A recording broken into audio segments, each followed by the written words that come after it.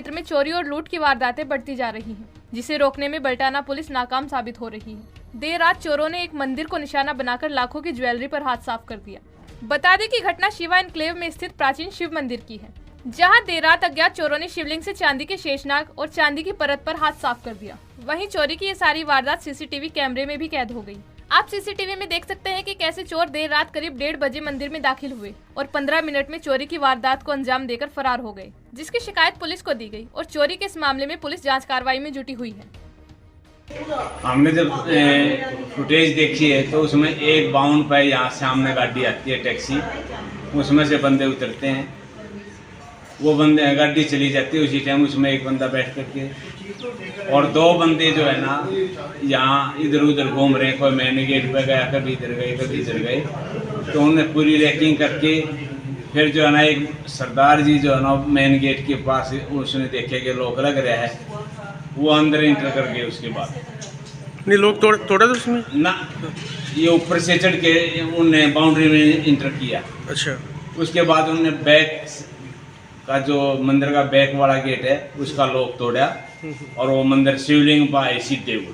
अच्छा, शिवलिंग पर आकर के उन्होंने हलचल करी, क्योंकि अंदर अंधेरा था, बाहर चारों साइड से लाइट जल रही थी, कभी पर्दा हटाते थे, कभी मोबाइल की लाइट मारते थे, और उनने जो फिर चांदी का इस पर परत लगी हुई थी शिवलिंग के ऊपर, और एक किलो का शेषनाग था, वो पहले चांदी का परत उखाड़ी उनने, ये हटा करके शिवलिंग का जो पानी का मटका हटाया, स्टैंड हटाया।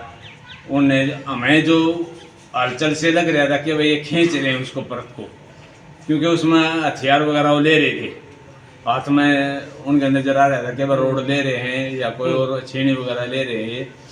तो उसमें उन आकर के देखा, वो सारी परत उखाड़ करके उनने 15 मिनट में ही सारा काम कर करके वो बाहर निकलते ही देखे यहाँ इस बराबर वाले गेट से उन्होंने कुंडी खोली और बाहर जो है ना निकलते साइड से निकल गए। उसके बाद वो नज़र नहीं आई कहाँ गए।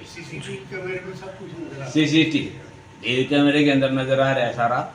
तो ये रात की है जो 2:09 पर जो है ना यहाँ हलचल शुरू हुई, 2:18-19 को बाहर निकल गए। कितने किलो की चांदी थी होगी सर? 3.5 किलो चांदी तकरीबन थी।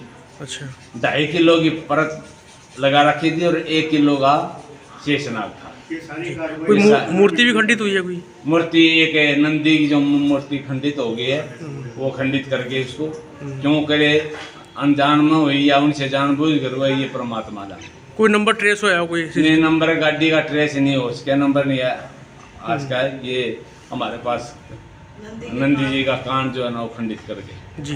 पुलिस को इन्फॉर्म कर दिया आपने? पुलिस को मैं हम 5 बजे रिपोर्ट कर आए थे, एप्लीकेशन दी आई थी कि मंदिर में चोरी होगी। पुलिस वाले आए हैं, वो सारी फोटो वगैरह ट्रेस करके ले गए हैं, वो कंधे हम 10 बजे आएंगे, फिर उसके बाद कार्रवाई करेंगे। इससे पहले भी कोई इस तरह की वारदात हुई है चोरी कभी मंदिर में? सर ये 2010-11 में एक बार जो है ना हमारे यहाँ चोरी हुई थी, वो गल्ला उठा ले गए, तो गल्ला यही 7 वाला ग्राउंड में मिल गया था हमें, उसमें 500-700 हज़ार रुपये होंगे, वो निकाल ले गए।